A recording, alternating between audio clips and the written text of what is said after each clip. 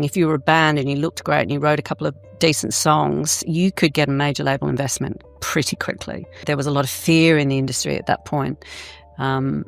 This was sort of pre-Spotify, really, those days. This was sort of now 2004, 2005. Everyone was terrified that that was going to be the end of it, the end of copyright. If you found a great artist 2-3 years later, you'd be making money. Now it's more like 4 or 5. Personally, my business in 2019 was 85% major label funded turnover, and I would say now it's 85% self-financed. So it's flipped that much in 5 or 6 years. The 12 years that I spent at Big Life taught me a lot about how to run a business. And I think most entrepreneurs at that point would think it's time to go and try that on for yourself. Welcome to SRLV's Not Just a Number. Each episode's candid conversation focuses on the personal stories, business strategies, leadership and top tips from scaling up companies, entrepreneurs, creatives and industry pioneers. Today we are joined by Jill Hollywood, founder of Echo Beach Management. Thank you for having me. Thank you for coming on a horrible day like this, on a Monday and a rainy day in London. You are a producer manager and you work with some great names. I've got some here, Ash Workman, Ash Howes, Ben Jackson Cook, Charlie Russell, Cam Blackwood, Chris Zane, Dave Boscombe, Jack Knife Lee, Johan Hugo. I may have got some all the best, yeah. And they've worked with some brilliant names over the years. I've got here Christine and the Queens, One Direction, Rag and Bone Man, George Ezra, Mumford and Sons, Depeche Mode, U2, REM, Self Esteem, Orgasm, and Mindchild Senelli. So some great massive names there and some very cool ones that are out now, and so it's a brilliant roster there and some great names he worked with. I think I'd like to start out like hearing how you got to where you are now from back in Australia. Back really. in Sydney, by the beach in Sydney. Yes, it wasn't a grand plan. I think like all careers in the music business, there are lefts and rights. Some of them are planned, some of them are not so planned. But yeah, I think the common thread for me was just music, just falling in love like most teenagers do with music. And then I just had to work out how I was going to end up in a career in music. I worked out pretty quickly that I wasn't the talent. So then I just had to work out how I could help the talent, basically. And I think at university, I became a journalist. So I would interview artists, and I was the editor of the student publication, and I did a degree in journalism. And then I worked on a radio station called 2SER. And I had a couple of shows a week, which was very kind of drive time, very alt, community radio, but a really great grounding. And it just sort of fueled my obsession with music and artists and working closely with artists. And I think I would have thought I would have ended up writing about music, really, being a journalist. That was sort of how I started. And that very much fed into this idea of you had to come to London. So if you were into alternative music or electronic music, which I was at that point, and I was writing a lot about electronic music, London was just this shining light of creativity. So for me, it was just how quickly can I get to London and go and work at the Face. Right. And was it always London? Was it New York or no, anywhere else come into it? I think for me, I mean, my mother's British anyway, so that sort of helped. But no, I think for me, London was always just the epicenter of cool. It's certainly, and Australians quite parochial about London anyway. So no, I didn't think about America. I just wanted to come here. And my favourite publications were coming out of London. So it was ID and NME and The Face and all those things. I just wanted to be a part of that world. It was like the heyday of print publication, the mid-90s. So I was just desperate to find a way to get over there. Cool. And so when you did come over, was you still being a journalist, or did you try and just go for a job? No, I came with my portfolio and thought that I would walk in and get a staff writer job at the Face. I really, honestly, so naive. So I came and I arrived and travelled and jumped in a car and drove to every club that I'd read about. So I did like a 6-week clubbing tour of the UK with a couple of girlfriends in the back of the car, and we did that. And then I sort of rocked up to London with no money and quite expensive rent and found that after knocking on the doors of IMAP and all the big publications, they were, yes, come and write for us. You can do some free live reviews. And I was thinking, well, how am I going to pay the rent? So then there was this, you've probably heard of it, there was a music business focused recruitment agency called Handle back in the day. I think it still goes. Yeah, I don't know if it's still going. And I was like, okay, well, I have a pretty decent type speed and, I'll just go and temp till I get that job. And my first week was a week at London Records in the promotion department, which was in the mid-90s, pretty eye-opening for a blow-in like myself. I'd only, 6 weeks in. Saw some pretty interesting things that week. And then the second week I ended up temping in the A&R department of Polygram Island Music when those two departments were linked at the back of Island Records in British Grove and Chiswick. And then at the end of that week, they offered me a job. So I sort of fell into this record published. That was a publishing side. So I fell into an A&R role really by surprise and sort of took the job because it was really exciting and a very dynamic place to be. And Island Records was right next door. So it was a great place to wash up, but very unexpected. Amazing. So an A&R, that means you continue to go around the clubs. Yeah, at that I was very much, it was an A&R coordinator. So it was kind of the bottom rung of the A&R. I was doing the admin. This is all pre-digital, right? So there was bikes and DATs and tapes and cassettes being couried around. I mean, it's crazy to think about it now.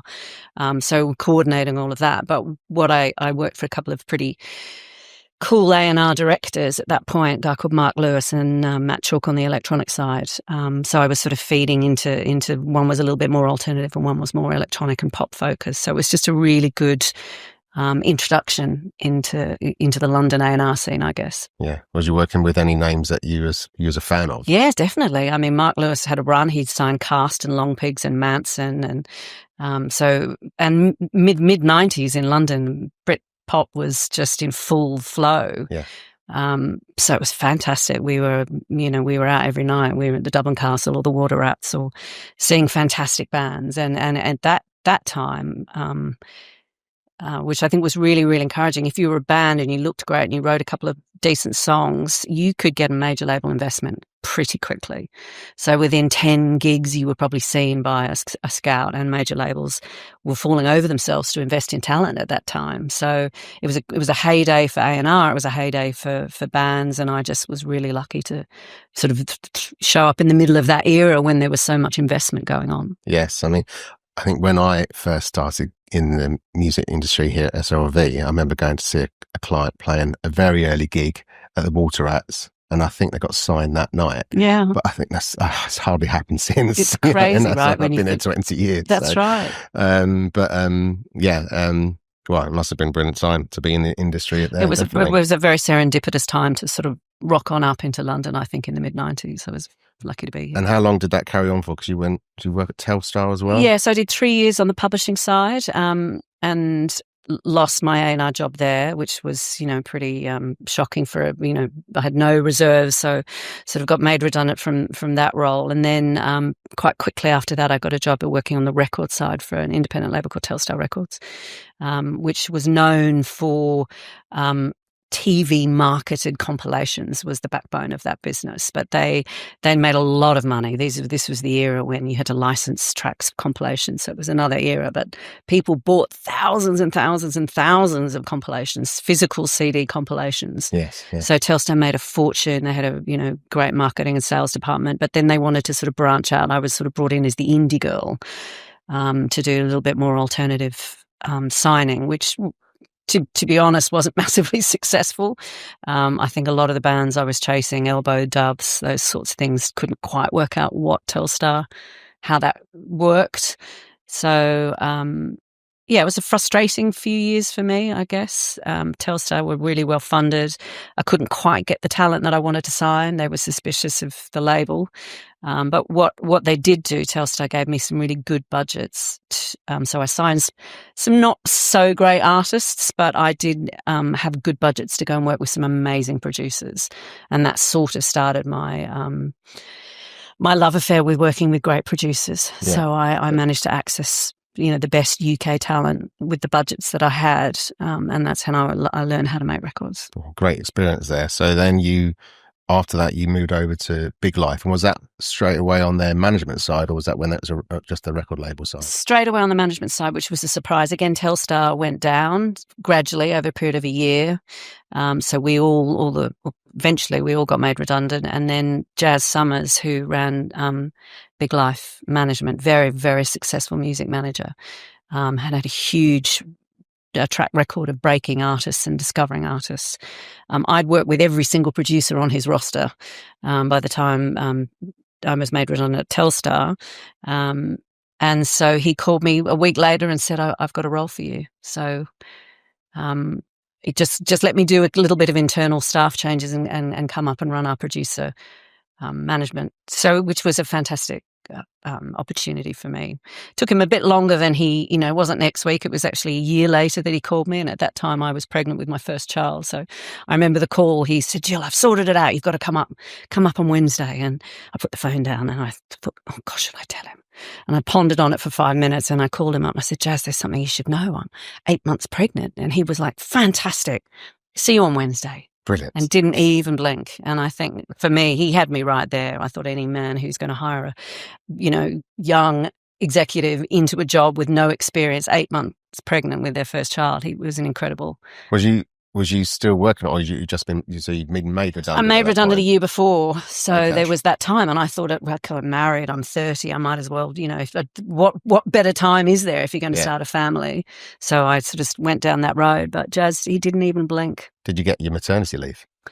Do you know, I was so excited, I didn't even want any. It's funny to look back on it. I just felt that I had a point to prove. I wanted to prove to Jazz that I could do it. And he gave me the most incredible producer roster to look after. As I said, I'd worked with them by hiring them, but suddenly I had Youth and Jackknife Lee and Roy Kerr, the freelance Hellraiser, these incredible talents who were at the top of their game. And I just wanted to get stuck in. So I just jumped straight in. And Youth had just done Urban Hymns with the Verve and Jackknife had just done Snow Patrol, Final Straw. And so these guys were at the top of their game. So I think I just got so carried away. I jumped straight in. Was it all such, that you were so excited by it, or was there just, was there any sort of fear that if you did, I guess from his first thing that he said when you told him you're pregnant, he wasn't worried? No, he wasn't worried. He wasn't like... I think there was a little bit of that. I think I felt I did need to show him that he'd made that right decision. And I think, the path of A&R, it's a tricky path, like there's 2 redundancies and I was very aware of that. And I think a lot of A&R executives, would have similar stories, to be honest. It's a difficult road.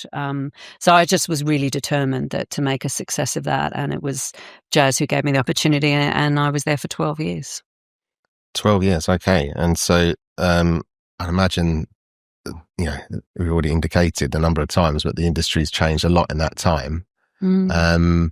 What was keeping you interested in that time of managing producers? Was it a different, am I right? Was it a different time? And what were the challenges back then? I mean, I think looking back on that era, the record companies were going through a sort of Hail Mary with Napster and the transition from analog to digital. And I think that there was a lot of fear in the industry at that point. This was sort of pre-Spotify, really, those days. This was sort of now 2004, 2005. So people are downloading for free at that point. That's right. So Napster was, everyone was terrified that was going to be the end of it, the end of copyright. Funny how we're at this place now, and looking back on that, there was still so much development going on. The money that we spent making records. I had Youth in Olympic Studios in Barnes for 3 years, solidly, with an engineer, an assistant, and a food budget. I mean, it's incredible to look back at the money that was spent making records there. So even though the record major labels were in fear, there was still a lot of money to be made. There was still people buying physical products. There was still so much room, for developing acts to break through. So with the benefit of hindsight, I look back on that era, it was the glory days, really. There was, great budgets. Producers could focus on an album for 3, 4, 5 months because they were being paid to take that time out. So it was a really good time, actually, I think, for making records, and a really good time for British talent. It seemed like there was just a lot of excitement internationally about British talent. It's still mid-90s, is this? This is now 2005. Okay, yeah.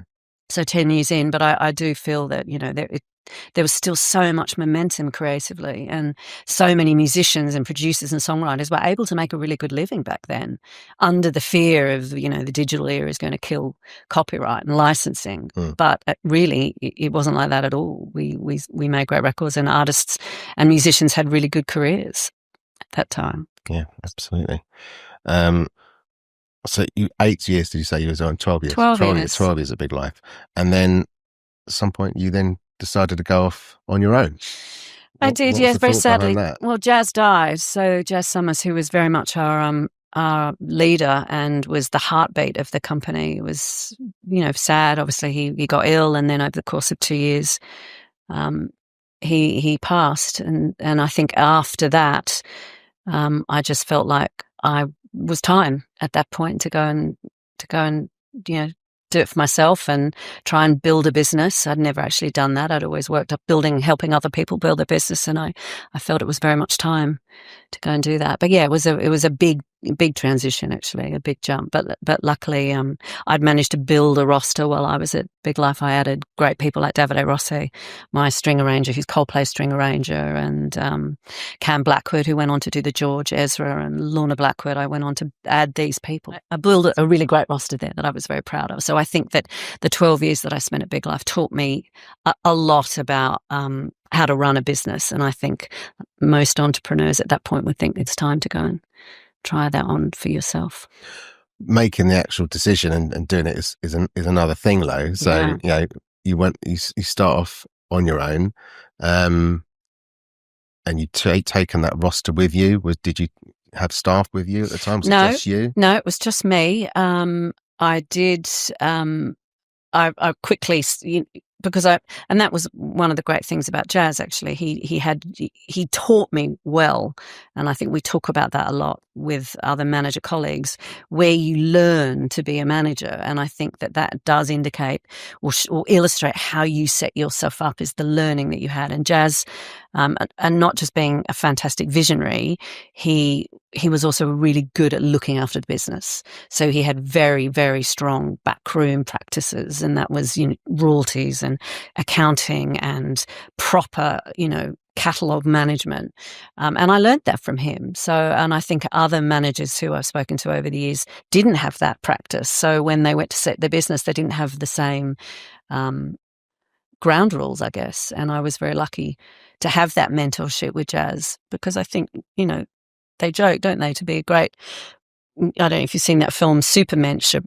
It's a classic management documentary about how to be a great manager. And they always say the first rule is always remember the money. And the second rule is never forget to always remember the money. And the third rule is never forget to always remember, don't forget to the money. So if you can look after your clients' businesses, that's how you can maintain that relationship. And I'm very proud to have managed people like Jack Knife Lee for 25 years, because I think he trusts me to look after the business.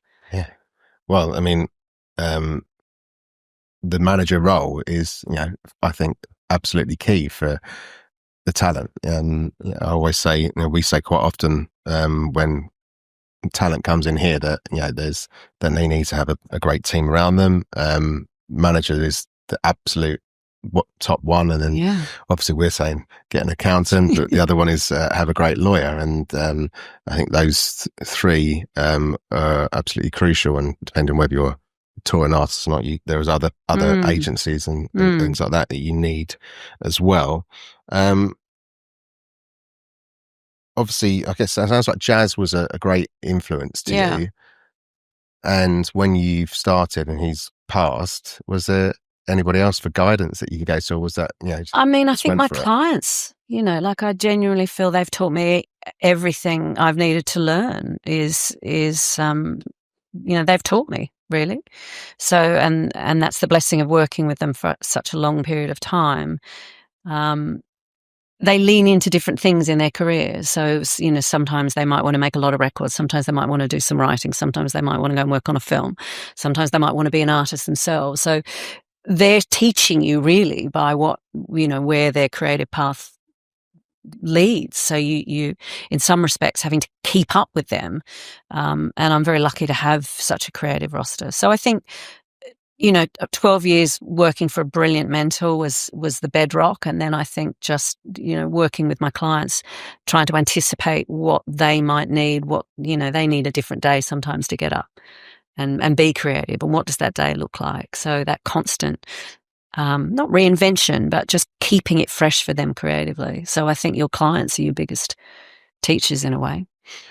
Why producer clients? You've mentioned, I was going to ask you, like, have you, do you ever manage a touring artist, recording artist? You said there that some look to do their own records. Yeah, and they very much do. No, I worked out really early on. I did manage an artist for about 5 years, quite successful DJ, but I worked out very early on that when social media became such a massively important part of an artist's day-to-day, that was the time for me to sort of bow out. I'm not really excited by social media. I don't like a lot of the practices of social media. I don't use social media myself personally. I do for my company, but not for myself. So I just don't have the skills.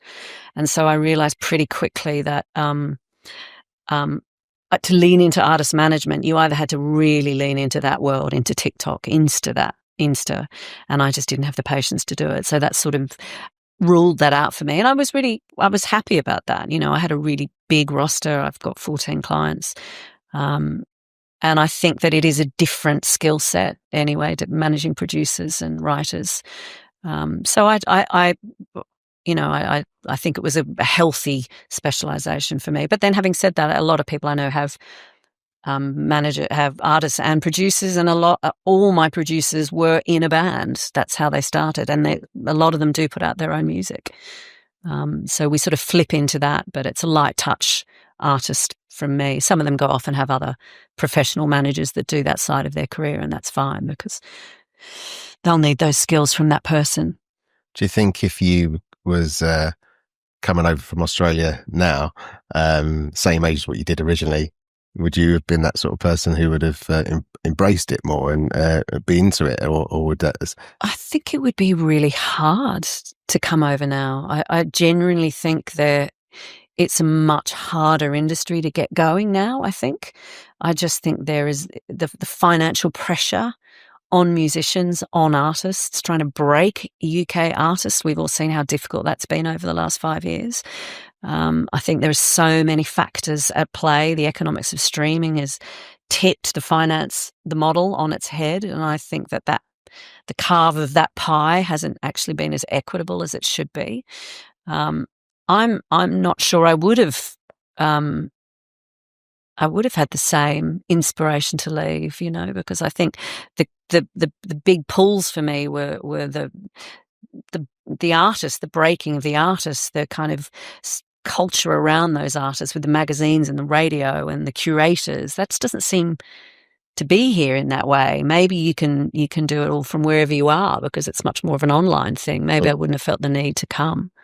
I think it's harder. I think younger kids now, we see that in the MMF actually, how long people need to invest for free in their artists. They used to say if you found a great artist 2-3 years later, you'd be making money. Now it's more like 4 or 5. So it's a different financial kind of set of rules, I would say, in this day. Yeah. We'll come on to the your role with the MMF in a bit. Very interested to ask you about that.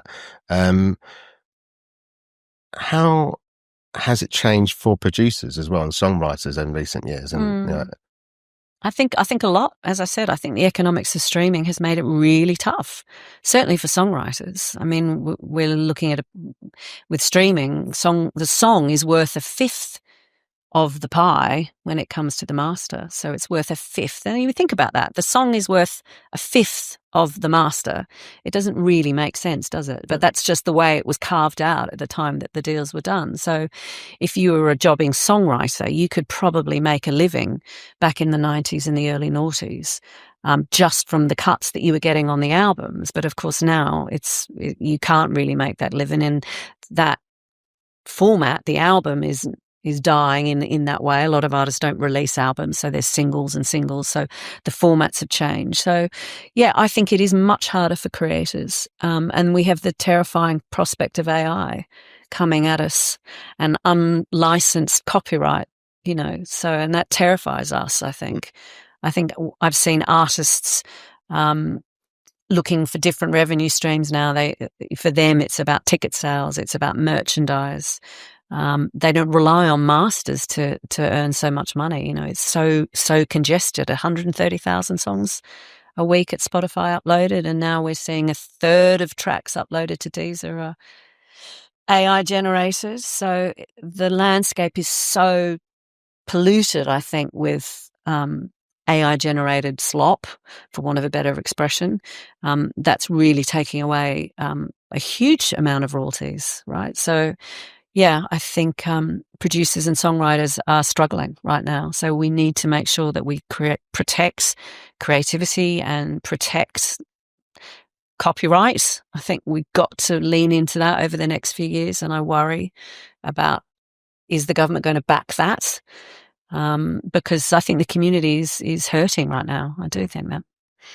As the manager, you are the strategic business advisor to your roster, and there'll be times where there possibly are times when you can give a creative opinion on things, but in respect of the additional revenue streams, and you mentioned there about protecting rights going forward, and and you're going back to what you're doing with the MMF, you'll be advocating there to protect those rights. Are there things you're doing now, or producers are doing differently? That you mentioned some of them will go off and do their own record, but they also might go off and do work on a film. Is that something that they might have not done, or 15 years ago, and now they're looking at other ways? And there's also things like valuation, catalogues, and as well. Yeah, I definitely think the business has changed. It felt like music industry is turning into a rights industry in a way that potentially it didn't quite feel like that. When I first started, it was all about creating copyrights, breaking bans, developing artists. And I think that the conversations have shifted quite a lot to managing catalogues, buying catalogues. See, these are all the things that, as a manager, that you think about, now, and you have to think about that. And certainly when you've managed clients for a long period of time, over 20 years, you do build catalogue. So you have to think about what is the cleverest way to maximize that. And there's all these companies springing up, as we know. Post-Hypnosis and Merck did a lot to introduce this conversation into daily management conversations, selling your catalogues. You wouldn't really have thought about that 15 years ago, maybe when you retired, but now it becomes a how do I maximize the royalties that I'm getting? Is it better to sell the royalties now and invest that in something else? So definitely different conversations. But I think, sadly, a lot of songwriters and producers are leaving the game. I generally see that. I think there is so much competition now for so little development. If you've got major labels developing less and less, which we're seeing, artists much more likely to self-finance or release independently. That has huge implications on how you would pay a producer, because you've got very little funds. So there's a huge squeeze, I think, for producers trying to work out how to stay afloat when you've got all those pressures. You're not getting paid for your mechanical royalties so much. You're not getting money to develop acts because major labels are taking a big step out of that. They're turning into rights management as much as anything else, and how do they exploit their catalogues, and they're spending more time looking at how they license their catalogues as opposed to, and also with major labels, as they buy independent distributors, we're certainly seeing once they've got the independent distributors, well, Sony have the orchard, they have all the information they need to know what is going to be the next band to break. So if it's on a little indie and you've got the pipes and you've got the data and you've got the algorithms, you don't really need to develop that yourself, because you can see which is going to be the next band to pop. So that worries me as well, the major labels owning all the independent distributed channels, because I think it sort of protects them a little bit from having to develop their own talent. Yes, yeah. Quite scary. Quite scary. Yeah. Would a producer now, if they were looking to the next record they're going to start working on, would they look at, would you have a young artist, young band? Bands still exist. I still see more and more solo artists all the time these days. Yeah, because you can't market a band on TikTok.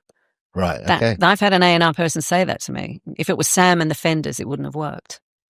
So that's the thinking. Even though that might be true, that is part of the thinking, is that if you can't market a band on TikTok because you've only got 5 seconds to grab people's attention, there's 5. That's part of the reason, the rise of the solo artist. He brought them all on stage for the Mercury Friday, didn't he? Did he? Yeah, I didn't see that. He did. But maybe that's the argument. He won it. So yeah, that's reinforcing that terrible idea. Yes, absolutely. What I was going to ask is, would they, when a producer's looking for the next record to work on, and if you brought them, here's a heritage artist or an established act, and here's this really cool new act, would you see them go, well, I'm not going to get paid, I'm going to go with the established artist? Well, I mean, I think like anyone, you got to pay the bills. So I think that in a lean times, I mean, I would like to think, when I look back on all the records that we've made and the clients that I represent, the most important thing, and certainly the thing that has never changed, is your role as a writer and producer is to find great talent and help them create art. That hasn't changed, and I still think that's primarily the goal for everyone when we wake up every day, is let's go find a great artist and let's help them make a record or help them write a great song. So we still do a lot of that. But I think, a lot, music industry is quite ageist, isn't it? And I don't believe heritage acts can't be as creative and as inspiring as they were when they first came. Jack Knifeley's working on the new U2 album now. And is hugely creatively excited about what they're doing there. He worked on How to Dismantle an Atomic Bomb 20 years ago, I think it was. They've just had an anniversary on that. But he's as excited about that creative process working with U2 now as he was back then. And I think a lot of heritage artists, it's nice. They've learnt their skills. They've learnt their chops. It's nice to get into a room with someone who's really talented and has learnt their trade and their craft. And the music business does have to think about why we don't support heritage in the same way. I can't remember. We were talking about this the other day at the MMF. What was the last older act to break? And beyond C6 Steve, probably 15 years ago, we couldn't really come up with too many ideas of people. I've just worked on the new Self-Esteem album. Johan Hugo co-wrote and produced that record, and she won a special award at the Ivor Novellos, and a lot of her speech was dedicated to being a mid-30s woman in the music business and how difficult that is, and constantly being told you're not young enough, or why. It's difficult. Yeah. Well, definitely not an artist I would have put in the heritage artist bracket. But yeah, she is. I remember when her manager won Best New Manager, I think, the AMA Awards, and said, I've been doing this for 15, 20 years. Yeah. It does take a long, long time for artists to break as well. And again, that's another reason why people, how tough it is to make money, out of an artist that, Self-Esteem, though, she was obviously, she was in a band before. And Trent and I was a big fan of the band, and friends of mine said I've just discovered Self-Esteem. And I was like, geez, check out Slow Club. I love that band. Yeah, she's some very interesting things to say, and I think when you look at her, I would consider her to be a well-established, exciting. She's headlining festivals. I don't know if you saw her Glastonbury on Park Stage. It was incredible. But I think when you look at her streaming figures, it doesn't reflect the importance she has in the music industry, and that says a lot to me about the issues we have with streaming. Really significant artists are not streaming. So if you're the producer on that, you've got a really significant artist, but you're not making any money on the master. But thankfully, she's able to go out there and tour and put on these fantastic shows and earn some really significant income, merchandising. And that's the real difficulty for producers. We're going to do a piece of work on that with the MMF this year.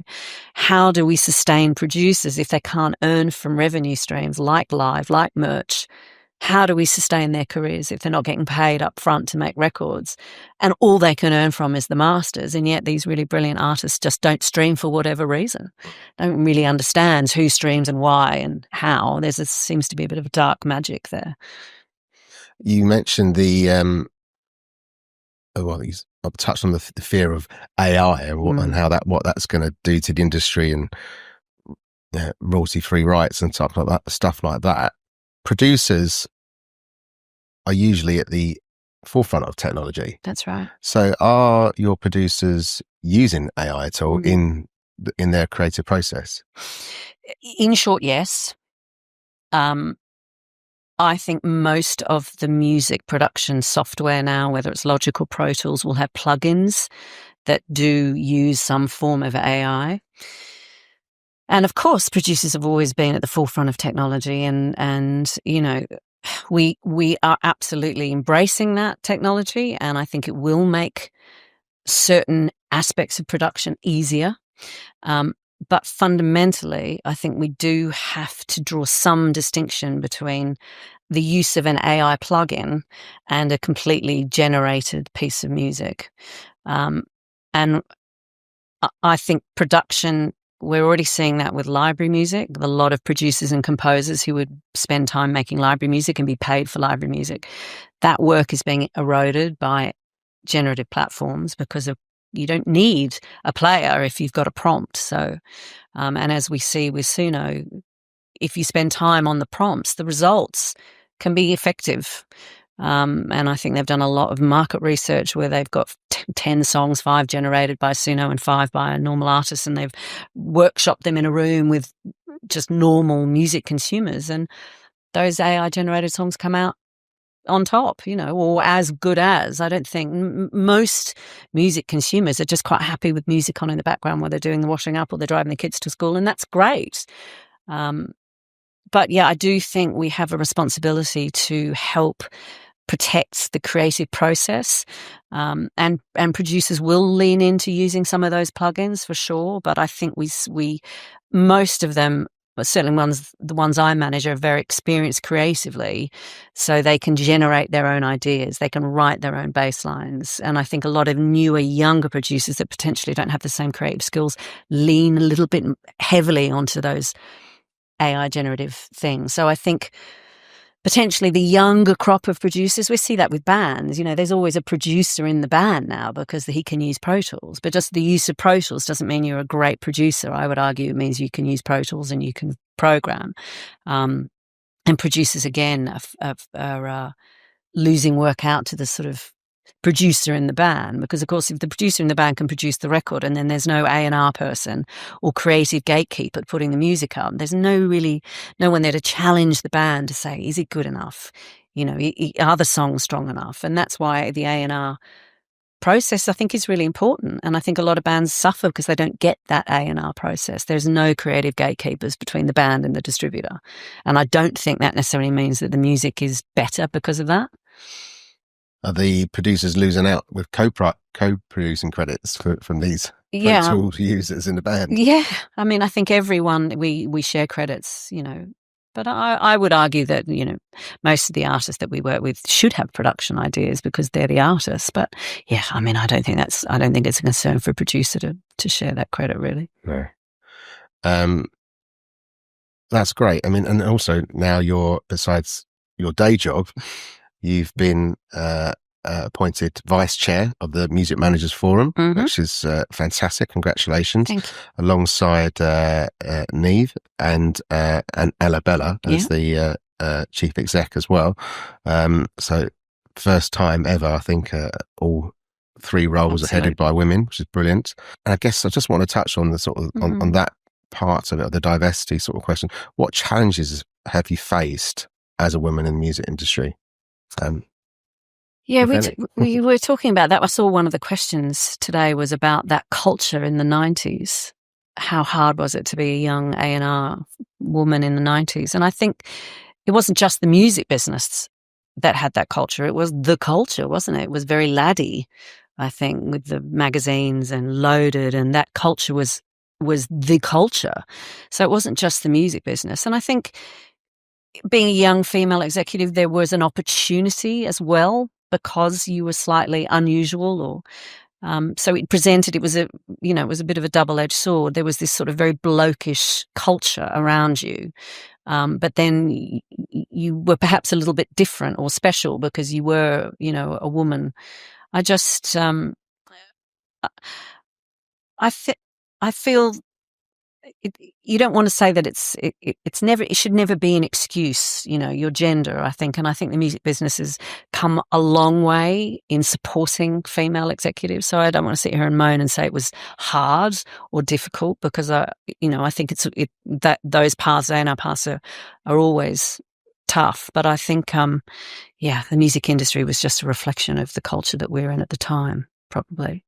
Are there more female managers now? I mean, from the clients that I work with, I think, just trying to think of it, I think I've probably got more female music managers that I work with than men. But was, back in the 90s and then in noughties, was that still the case? Or definitely. I mean, I think I had a statistic from the MMF I reached out this morning to ask, and I think back in 1994, 2% of the membership were female, and as of today, it's 38%. Brilliant. So it just goes to show that's 30 years ago, the difference now. And as you say, with Annabella and Neve and I at the MMF, that's a really good indication of how possible that women are able to achieve or to have those slightly more profile roles. There've always been great female managers in the music business. When I first started, the producer managers that I really looked up to at that era were kind of Sandy Dvorniak, Ros Earls, Barbara Jeffries. There were some really iconic female producer managers. They were amazing. The women that ran the studios, they were incredible women. I think it was harder in record companies, I think. And I think you'll still find there was a piece of work done with Parliament last year in misogyny in the music business. I don't know if you saw that report. It was in 2024. And I still think there are barriers. I think that little story I told you about Jazz earlier, about him hiring someone pregnant, I think that was a real anomaly. And there is a lot of evidence to say that female executives drop off when they have children, because it's really difficult to kind of sustain this crazy life. It's the same with producers. There are so few female producers in the country. I'm working with a couple of young female producers now just to try and support that process. But I think that the studio environment was just not conducive to having kids. It really wasn't. You were long days. You couldn't just nip out and go home. You were in the studio from 10 till 10. And I think that in some ways, technology has really helped women in that way. So that democratization of being able to use Logic at home, making a record in the box, has helped a lot of women get access to that when potentially they couldn't. So that's been a brilliant thing. So I think we've come a long way. I think there's probably a bit more work to be done, but I think there are some fantastic female managers. And as I said, the membership of the MMF, and I look around the board, I think we've got more than 50% female representation on the MMF board. So that's something to be really proud of too. For people who are listening and don't know about the MMF, could you just tell us a bit about that and how the MMF helps managers? Yeah, the MMF is the Music Managers Forum, and it's the largest collective of music managers in the world. I believe we're just under 1,400 members now, which is great. So we are, our basic role is advocacy, community, education. So we'd like to think that we help managers through all careers, all paths of their careers, starting from when they're just starting out to, when they're running their own big corporations. We do a lot of work with education. We have fantastic programs like the Accelerator program, which is where we find young managers who might just need a bit of a boost financially, and also some intensive education. And I look over the last 7 or 8 years of the Accelerator program, which has just been such a brilliant thing to be a part of. And some fantastic young managers have come out of that. We've had #1 records. We've had acts that have headlined festivals. We've had, multi-million streaming artists from those managers. So yeah, and community, I think, is another hugely important thing for managers now, and we really provide that community because it's a lonely business sometimes, and a lot of managers are out there doing it their own way with just a couple of artists and without that community. So we provide that as well, and we have some fantastic associate members like SRLV and Google and YouTube, and people that provide funding to help us with the education and the advocacy and also expertise. So I know SRLV are very good with helping some young producer managers just understand the world of finance, because there's so much to learn. And I think managers now are in a position where 30 years ago you would just be the manager and the record company would do all the record company things and all the promotion. You had the publisher and you had your tour agent. But now time and time again, I run into managers who are doing it all. They are the publisher because the artist doesn't want to have a publishing agreement or doesn't have one and doesn't want to sign a record company. So you are the social media manager, the brand advisor, the publisher, the record company. And I think at that place there is safety in numbers, and that's where the MMF can provide just a really safe place. You can put your hand up when you don't know that an answer to a question that's important. Someone in that community will know that, and we can all sort of band together to become a voice for creatives. I think we do a lot of work with the other UK music members, the FAC, the IVAs, and together we can kind of come together to try and untangle some of these really tricky issues like AI. I think, from what I've seen with working with the MMF and going to the events, you're right, it is really collaborative and supportive to each other. No one's out there. It doesn't appear to be anyway. That's like, hey, so I hope their one doesn't succeed and get another one record. I want to get my one. Everyone's knows how tough the business is, and all willing to give mentoring and advice, for free, and talk through things on a few WhatsApp groups, and I see it all the time. People say, "How do I do this? Where do I go?" And who's your experience on that? And sharing the issues that we're seeing, like if contractual issues. There's a lot of on the WhatsApp group that I'm on, the board WhatsApp group. There's a huge conversation. Someone's seen something really scary in a contract. Has anyone seen this clause? Can you help me unpack it? How do we deal with this? Is anyone getting a great visa processor, because it's so expensive to tour America now? So workshopping and sharing of knowledge, and I think it's just so vital now. I really do, and young managers have to. There's a major, music manager is an amazing breed of people. They are following instinct. They're putting in so much time and effort on their own without being funded. I'm always amazed every day when I speak to a new young manager, the time and the energy that they put in for free, because they have belief in their artist. It's really inspiring, actually. And more than ever, I believe that the artist manager or the music manager is having more roles, a wider role. Right. And I know that the MMF have just released a new training certification. That's right. For them as well, which covers all these different. Can you just talk about that? Yeah, so we're rolling out a certification program, which is really, really exciting. And I think it is designed not just for young managers starting out, but it's a course that will take you all the way through to your, professional running your own company. So it's designed to help all managers through all state of life. But I think it's also really nice to have that sort of verified blue tick, if you will, when you're talking to your artists. The labels that I've spoken to are really, really excited about being able to offer that to their young managers that have come in potentially with an artist.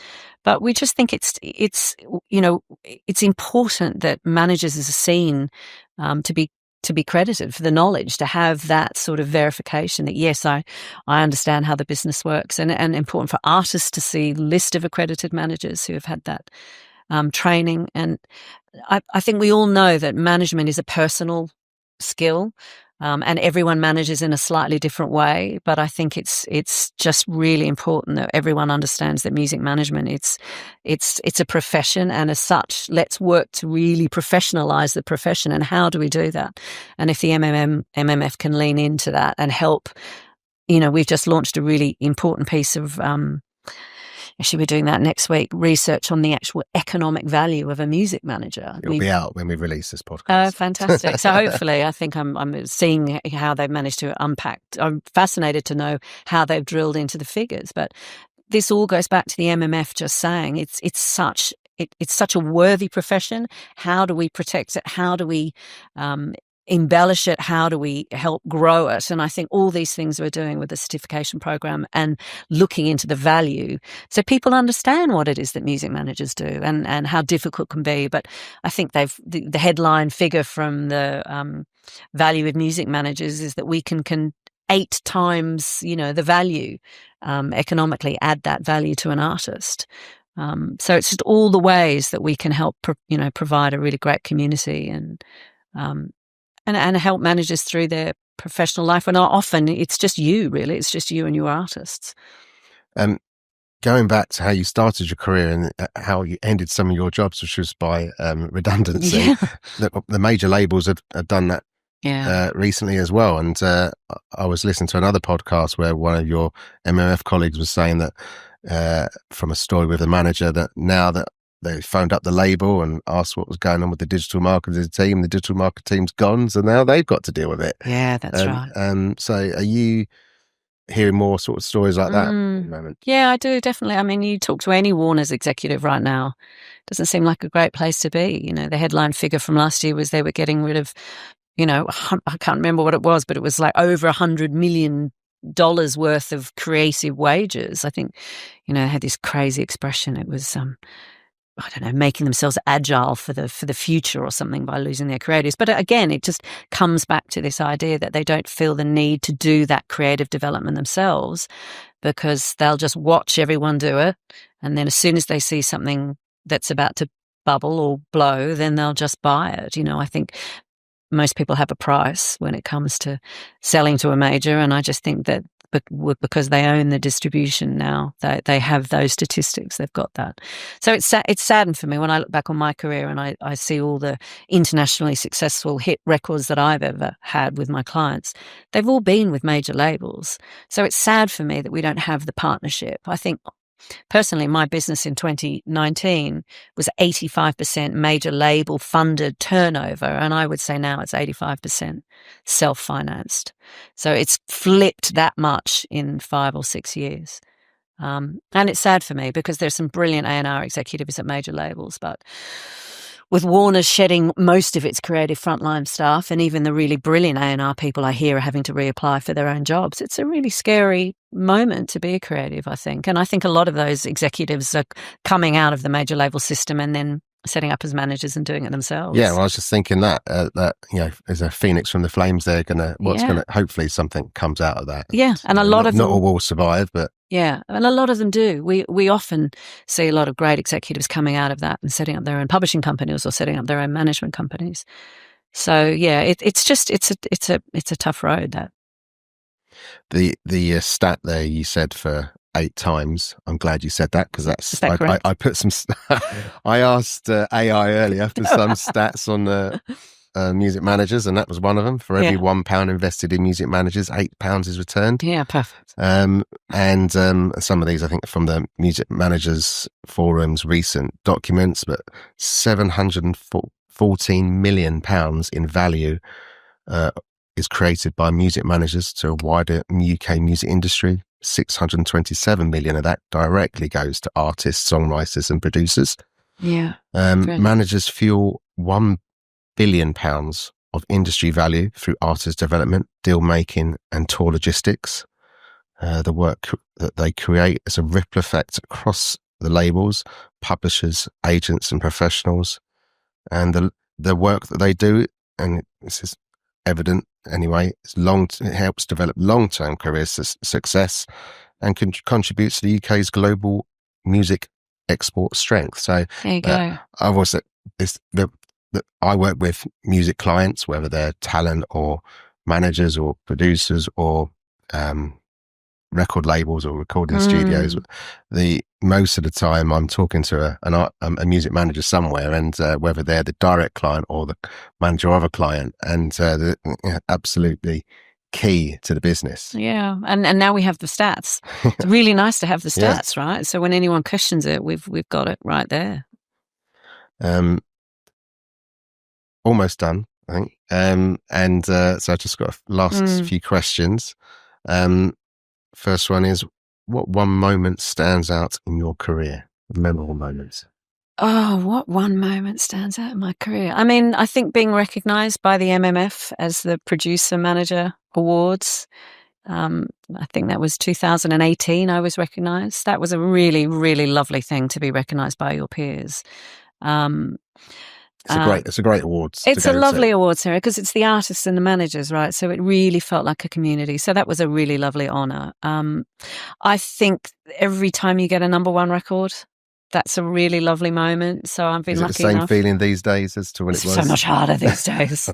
So much harder these days. So I just think those moments when you see whether it's Dua Lipa or George Ezra or Snow Patrol or U2, or those are always really lovely moments. And then I think seeing some of the bands that you've worked with from the very, very beginning go on and headline at a festival, the self-esteem moment I had this year with Johan, even though I haven't managed him for very long, that was a really lovely moment. And I think for me, it's still all about the music. I still wake up every day, and it's much harder than it used to be potentially. But actually, as soon as one of my clients then sends me something they've done in the studio and it's amazing, then that's actually all the juice that I need to get through the day, is still that. And I think they would probably say the same thing if I'm really honest. So the stand-up moments usually evolve around the music. When you get a track, I've heard this in interviews a number of times, and you think, oh, that's a great track. And there's some, I know albums might not be still the thing, but there's someone gives you a bunch of different tracks, and then there's another track that's the one that goes. Yeah, that's right. How often does that happen? Well, that was actually interesting with George Ezra. So when Cam Blackwood made that record, that was the first record he'd ever made for a major label, was what came on to be the first George Ezra album. And actually, Budapest was the B-side to a song called... I can't remember what the name of the song was. I think it was called Here Comes the Rain or something, but Budapest was the B-side. And that was the second song. And so who'd ever thought? And I remember looking back on that deal that we did now, and I think back to it, thank God we had the royalty in place, because you would never think that the first session you did with an artist like George Ezra, who had only just signed to Sony, and the producer had it as the first album they'd ever made for a major label, would suddenly come up with a behemoth of a song that was internationally so successful. I think it caught us all by surprise. Moments like that. I remember when Jack Knife sent me Flux for the first time from Block Party, and it was a massive pivot from them, going from a very much more alt art sound, rock sound, into this very electronic. And I remember the conversation that morning. He's saying, "I don't know if we've gone a bit mad or we've sparked a bit of genius." And then he sent me that, and I remember listening to it, just thinking, wow, how incredible, and how amazing as a manager to be that close to the process. I wasn't in the room, but I was the first person outside of the room to hear. Oh yeah, it's great. I'm nowhere near the creative process, but to see an artist who no one's heard of, and I'll go and see the gigs at probably not the Water Rats these days, but somewhere east, somewhere in Dalston. Yeah, deepest, darkest Dalston, and no one else is there. And then a few years later, they're at Glastonbury on a big stage. Is great. Wonderful. You get a buzz, and That's right. To know that you've tiny part of it, but it's fun. And you're obviously you're pleased with them that they've worked so hard to get that moment. Yeah. You said B-sides. Do we still have B-sides? No. In fact, I've still got that clause in my producer agreements, and every time I look at it, I go, oh, surely we can scrap the B-side clause. They're going to come back. The B-side going to come back. Yeah. Do you have cassettes in there still? As a clause? No, but there are more cassettes now, and I'm having to say we're tightening up those them? physical... How can they play them? Yeah, well, I don't know, actually. I don't think kids mind. I mean, my kids buy vinyl and they just put it up on the wall. They don't actually play it. But yeah, it's funny how the technology is racing ahead of where we are with the business, really. What advice would you give to someone starting out now? Well, it's terrible. It's quite dark humour, but we often say in the office when an artist walks in and says, what would your best piece of advice be? And that, unfortunately, would be don't give up your day job at this point, which is tragic, but actually quite true. Like, I think it's such a long road to being an artist and having a business. I mean, I think they're two... And the managers as well. A lot of them have other jobs. Side hustles, absolutely. Yeah. So, I mean, I think that's a pretty bleak... a bleak response to that.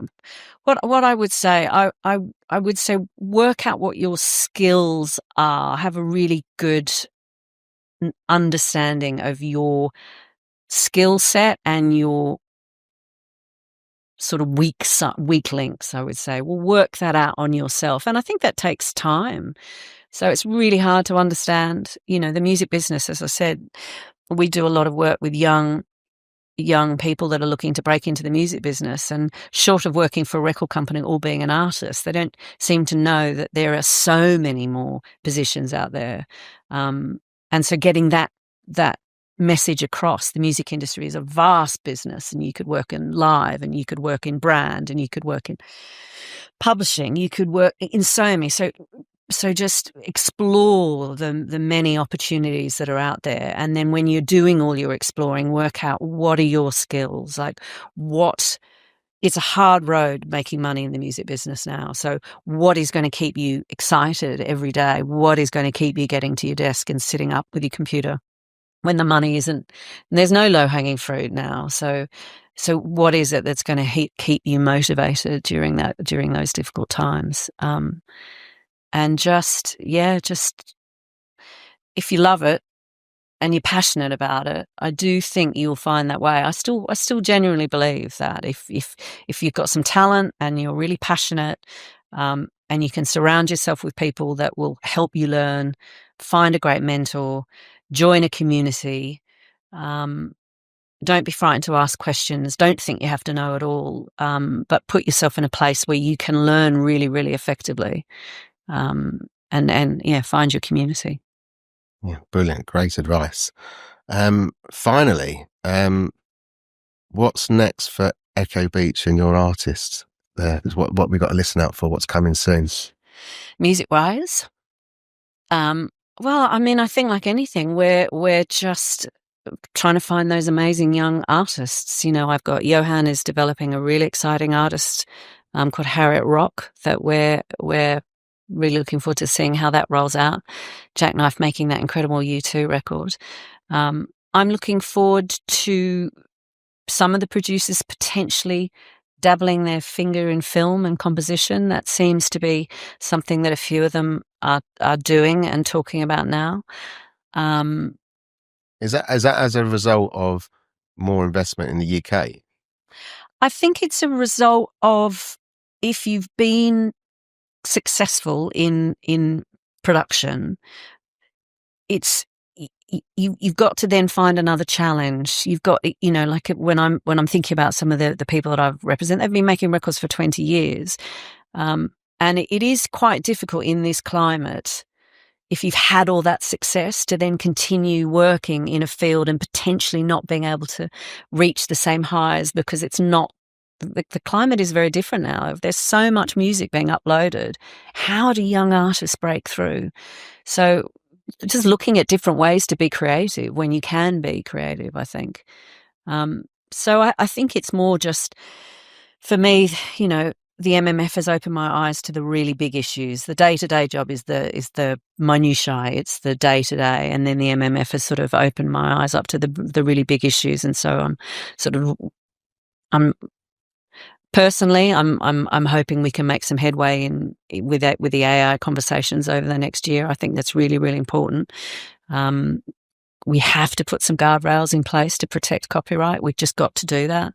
And I think that the country, after the disaster of Brexit, hopefully England could now step forward and lean into protecting creativity. We have a unique place now that we could actually be at the forefront of that. The European Union, that new directive is taking steps towards protecting creativity. I worry a little bit that America is so invested in the tech side that they'll copyright might actually be the thing that gets thrown under the bus there. So yeah, I think what's next for Echo Beach, it's just helping my clients navigate, and as I said, I've been so fortunate to manage a lot of them over 10 years, some of them up to 20, that I just hope I can keep providing answers, for the next AI era, I guess, post-digital AI era, which I think will really fundamentally change everything again. Cool. Well, thank you very much for your time. Pleasure. Thank you for having me.